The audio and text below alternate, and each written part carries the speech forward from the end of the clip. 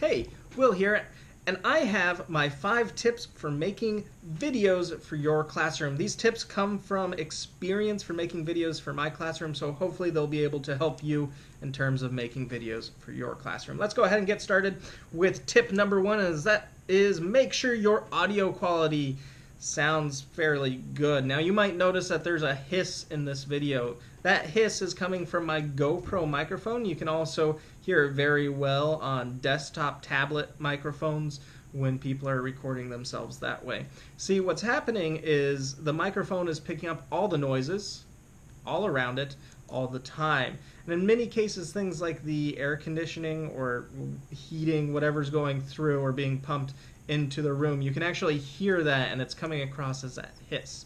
If you make more than 15 videos within a given month, I highly encourage you to pick up a $200 recording suite. So that means getting a nice microphone. That's important to mention, a very nice microphone, as well as a mixing studio that can then connect to your computer via USB. Because once you have that, those microphones allow it to condense and pick up the audio that you want, and it helps eliminate that hiss. And it's very important for students because it helps eliminate one of those really annoying distractors. Right, number 2, don't be afraid to do multiple takes. It's very important that you understand that, because this is probably my 15th take. And of course, as you start going through more and more takes, you start becoming more weary about what you're doing. But it's important that you get those multiple takes in, because you might have some footage from one take that was really good and footage from another take that's really good, and then you can cut those, put them together. Not everything has to be a one-take video if that's what you're going with. It's also important, though, that you get what you're trying to say just perfectly. Review those previous takes. See where you messed up. Usually you can tell once it's happened because you start kind of trailing off and you get a little blubbermouth like that, right? And that's okay, because then you know what you need to do for the next one. You get to reapply it, and it's a great way in almost teaching yourself how to succeed through failure.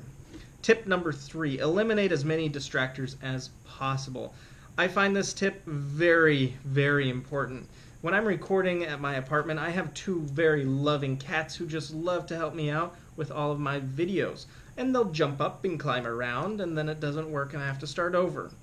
That's going back to number 2 about using those multiple takes, but eliminating some of the issues that might cause multiple takes is important. The best way to do that is to go into a separate room, close the door, do your video, make your multiple takes, and then you're good to go. It's also important to make sure that the background of where you're recording, especially if you're doing a video like this, there's no questionable content. And by questionable content, I mean things that you wouldn't want your students to see. Maybe it's a bottle of wine laying in the background, or maybe it's something else. We don't need to get into that. But it's important that you eliminate those distractors within your video as well. Number 4 is something I struggle with still to this day, and that is lighting and resolution. It really does matter.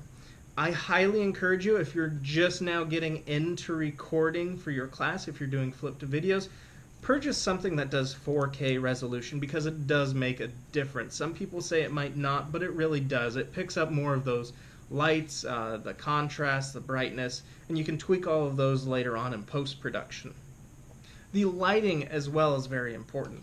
I've done videos where I thought it was looking good while I was making it, and then I reviewed it, and because of the lighting situation, either being from sunlight or the overhead light I had, it washed out the video or it blacked out the video, depending on what was going on there.